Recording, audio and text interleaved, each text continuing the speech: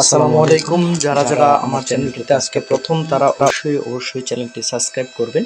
আজকে আমরা চ্যানেলটি সাবস্ক্রাইব করার পর যে জিনিসগুলো নিয়ে আলোচনা করব, গোসলের ফরজ, অজুর ফরজ, নামাজের ফরজ এবং নামাজের ওয়াজিব সম্পর্কে।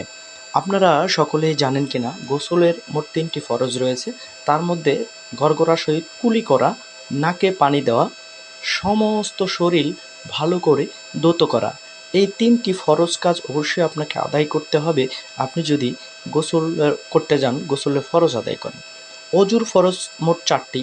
তার মধ্যে সমস্ত মুখ ধোয়া, দোনো হাতের কনুই সহ ধোয়া, 2 হাতের কনুই সহ ধোয়া, মাথা মাসাজ করা এবং দোনো পায়ের টাকনু সহ ধোয়া। তাহলে অজু করতে হলে আপনাকে এই 4টি ফরজ অবশ্যই আদায় করতে হবে। চলুন এবার জেনে আসি নামাজের মোট 13টি ফরজ আদায় করতে হয়। কয়টি ফরজ? মোট 13টি। নামাজের বাহিরে 7টি ফরজ এবং নামাজের ভেতরে মোট 6টি ফরজ। এ নিয়ে হলো মোট 13টি ফরজ নিয়ে নামাজ পড়তে হয়। তার মধ্যে চলুন নামাজের বাহিরে যে 7টি ফরজ রয়েছে সেগুলো জেনে আসি।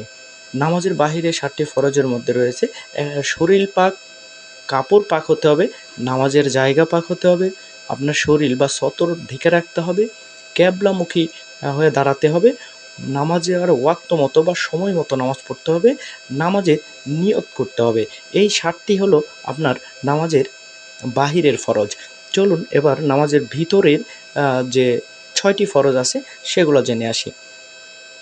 তাকবীরে তাহরিমা বলা, আল্লাহু আকবার তাকবীরে তাহরিমা বলে।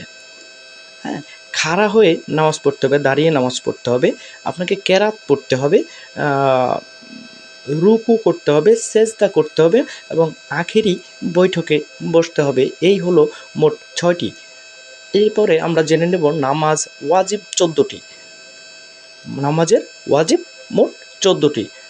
1 নম্বরে আলহামদুলিল্লাহ সূরা পড়া, আলহামদুলিল্লাহর সাথে অন্য কোনো সূরা মিলিয়ে পড়া, রুকুতে দেরি করা, রুকু হইতে সোজা হইয়া খাড়া হইয়া দেরি করা, 2 সিজদার মাঝখানে হইয়া দেরি করা, দরমিয়ানি বৈঠক, 2 বৈঠকে আত্তাহিয়াত পড়া, ইমামের জন্য কেরাত আস্তে ও জোরে পড়া, ভিতরে নামাজে দোয়াই কুনুত পড়া, 2 ঈদের নামাজে 6 তাকবীর বলা, প্রত্যেক ফরজ নামাজের প্রথম 2 রাকাতে কেরাতের জন্য নির্ধারিত করা, প্রত্যেক ফজরগুলির তারতিব ঠিক রাখা, প্রত্যেক ওয়াজিবগুলির তারতিব ঠিক রাখা, আসসালামু আলাইকুম বলিয়া নামাজ শেষ করা। এই হলো নামাজের ওয়াজিব যে বিষয়গুলো আমরা হয়তো অনেকেই বুঝতে কষ্ট হয়েছে। 1 নম্বরে রয়েছে আলহামদুলিল্লাহ সূরা পড়া, আলহামদুলিল্লাহ সূরার সাথে অন্য একটি সূরা মিলিয়ে পড়া, রুকুতে আপনাকে দেরি করতে হবে, হ্যাঁ, রুকু হইতে সোজা হয়ে খাড়া হয়ে একটু দেরি করতে হবে, সিজদার মাঝখানে সোজা হইয়া দেরি করতে হবে। অনেকের সময় আমরা দেখতে পাই যে মাঝখানে কোনো সময় নিচ্ছে না, আল্লাহ নামছে উঠছে, এই কাজগুলো করা যাবে না। সিজদার মাঝখানে হয়ে যাওয়া দেরি করতে হবে, বৈঠক করতে হবে, দরমিয়ানি বৈঠক করতে হবে, 2 বৈঠকেই আত্তাহিয়াতু পড়তে হবে, 2 বৈঠকেই আপনাকে কি পড়তে হবে? আত্তাহিয়াতু পড়তে হবে।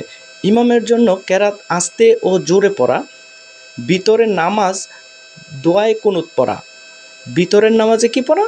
দোয়াই কুনুত পড়া, এগুলো ওয়াজিব। 2 ঈদের নামাজে 6 তাকবীর বলা, প্রত্যেক ফরজ নামাজের 2 রাকাত কেরাতের জন্য নির্ধারিত করা। তারপর প্রত্যেক ফরজগুলির তারতিব ঠিক রাখা, প্রত্যেক ওয়াজিবগুলির তারতম্য ঠিক রাখা, আসসালামু আলাইকুম বলিয়া নামাজ শেষ করা। এই ওয়াজিবগুলো যদি আপনারা পালন না করেন এবং গোসলের যে 3টি ফরজ, অজুর যে 4টি ফরজ এবং নামাজের যে ভিতরে বাহিরে মিলে মোট 13টি ফরজ রয়েছে, এই ফরজগুলো যদি আমরা ঠিকমতো আদায় না করি তাহলে অবশ্যই আমাদের নামাজ হওয়ার শঙ্কা থাকবে। তাই এগুলো চলুন মনোযোগ সহকারে যদি যারা শুনে থাকেন, পরবর্তী আপডেট পেতে যদি কেউ চান তাহলে অবশ্যই আপনার কথা কমেন্টস বক্সে জানাবেন। আপনার কথা কমেন্ট বক্সে জানা আমাদের উৎসাহিত করবে এবং আগামী একটা নতুন বিষয়ে আপনাদের সাথে কথা বলা হবে। সের আগ পর্যন্ত বিদায় নিচ্ছি। সবাই সুস্থ থাকবেন। হ্যাঁ, অবশ্যই যারা চ্যানেলটি সাবস্ক্রাইব করেন নাই অবশ্যই একবার সাবস্ক্রাইব করে লাইক বাটনে ক্লিক করে রাখবেন। ধন্যবাদ।